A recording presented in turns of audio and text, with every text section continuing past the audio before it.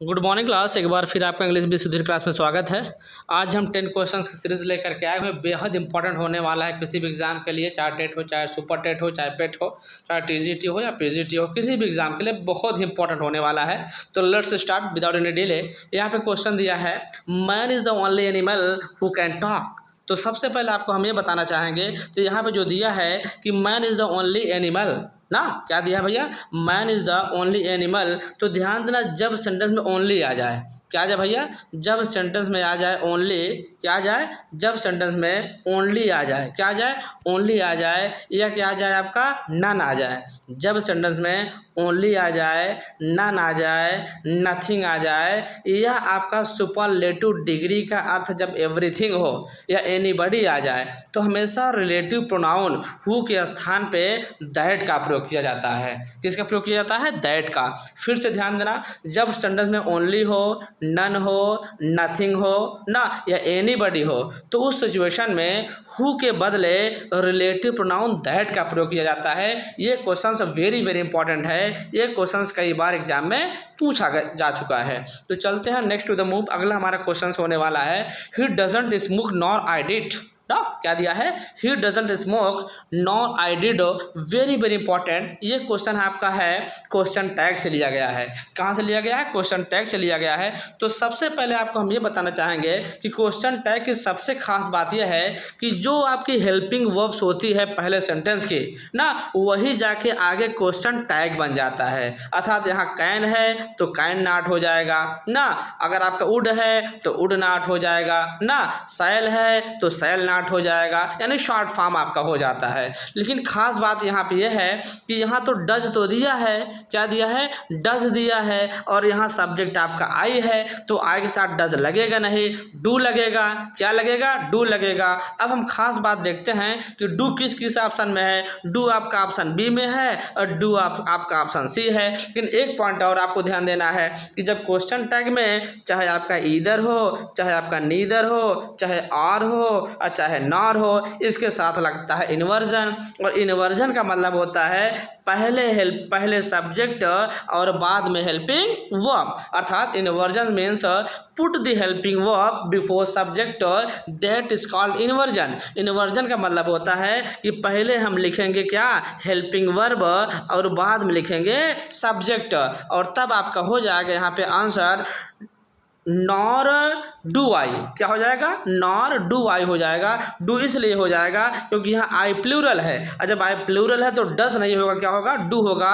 तो इन्वर्जन यहाँ पे जो सही रूप से प्रयोग किया गया है वो है ऑप्शन सी में, और तब हो जाएगा ही doesn't smoke nor do I. Option number C correct. Next to the move, if I am the P M, if I am the P M, very very important. If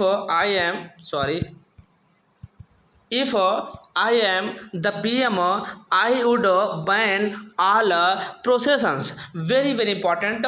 जब sentence में बात की जाए अधूरी इच्छा की ना, अनफुलफिल डिज़ायर की ना, कभी ना पूरी होने वाली इच्छा की ना, या असीम कल्पना की, तो भैया ध्यान देना, इफ़ के बाद चाहे जो सब्जेक्ट हो, इफ़ के बाद चाहे जो सब्जेक्ट हो, वहाँ पे वाज का सेकेंड फॉर्म अर्थात वर का प्रयोग किया जाता है।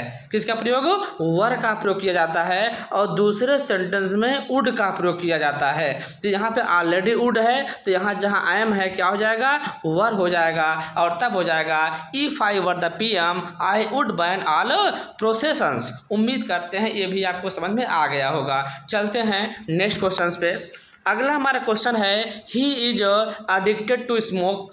वेरी वेरी इंपॉर्टेंट ये क्वेश्चन आपका है, जेरंड से लिया गया है।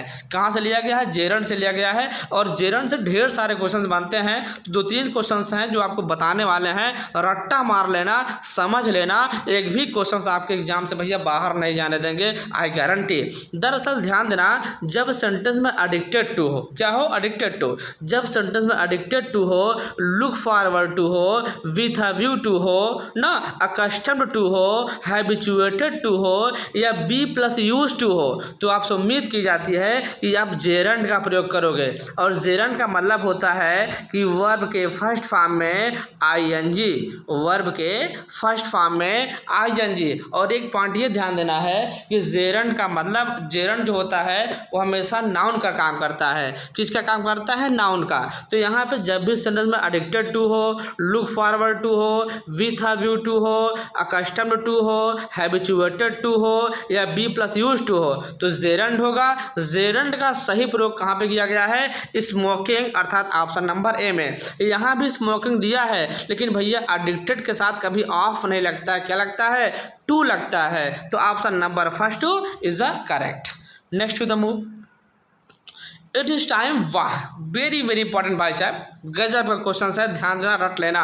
It is time we live, it is time we live, तो आपको हम याद करा देना चाह रहे हैं कि जब सेंटेंस में इट इज टाइम हो, इट इज हाई टाइम हो, इट इज अबाउट टाइम हो, क्या क्या हो भैया? इट इज टाइम हो, इट इज हाई टाइम हो, इट इज अबाउट टाइम हो, तो आपसे उम्मीद की जाती है कि आप सिंपल पास्ट टेंस का प्रयोग करोगे। और सिंपल पास्ट का मतलब होता है कि वर्ब में हमेशा सेकेंड फॉर्म लगती है। क्या लगता है? वर्ब का सेकेंड फॉर्म हो जाएगा यहाँ पे, और तब हो जाएगा जो लीव दिया है इसका क्या हो जाएगा? लेफ्ट हो जाएगा, और तब हो जाएगा it is time we left.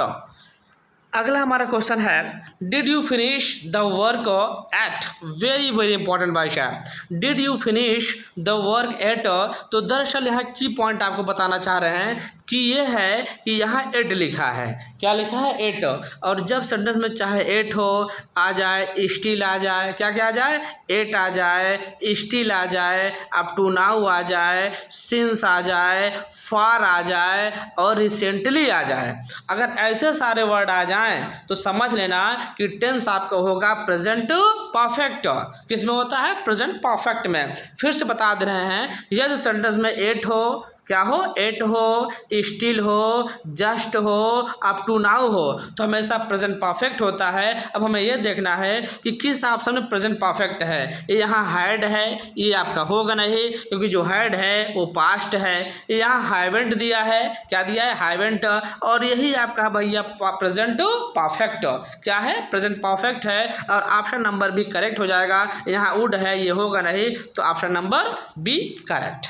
Next to the move, I shall tell you as soon as I shall know, very very important. ये भी टाइम एंड टेंस से ही क्वेश्चन लिया गया है। जब प्रिंसिपल क्लास में एज सून एज हो, क्या हो?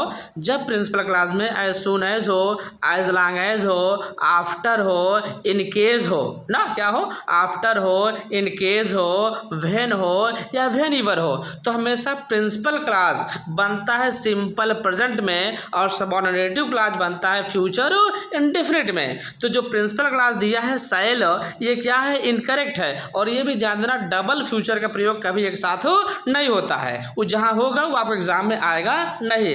तो ध्यान देना, सबऑर्डिनेटिव क्लास में फ्यूचर है और जो प्रिंसिपल क्लास है वो प्रेजेंट में बन जाएगा। जो दिया है आई शैल नो, ये इनकरेक्ट है और आपका हो जाएगा आंसर आई नो, और तब हो जाएगा ना I shall tell you as soon as I no.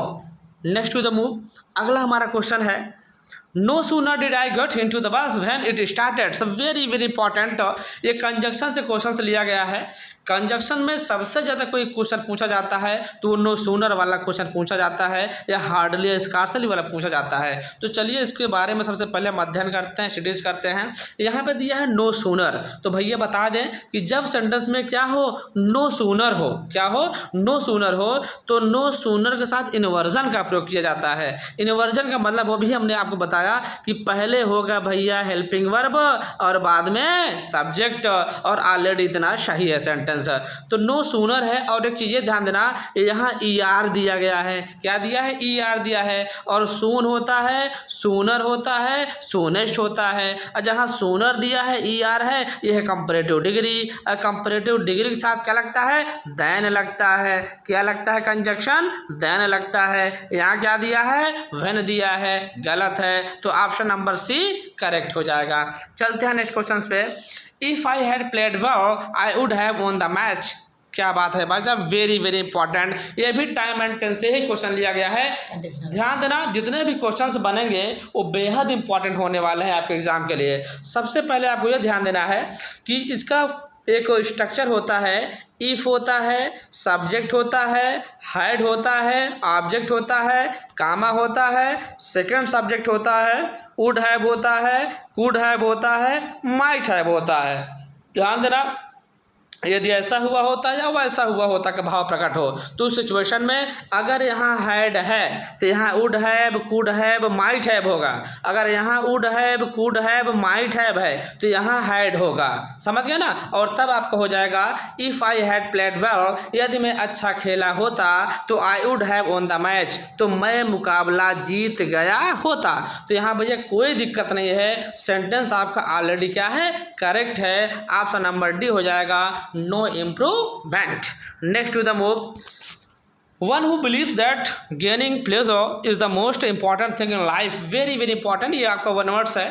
तो वन हु बिलीव्स, जो भरोसा करता है, that gaining pleasure is the most important thing in life, अर्थात जीवन में सबसे बड़ा महत्व है वो है खुशियों का, प्लेजर का।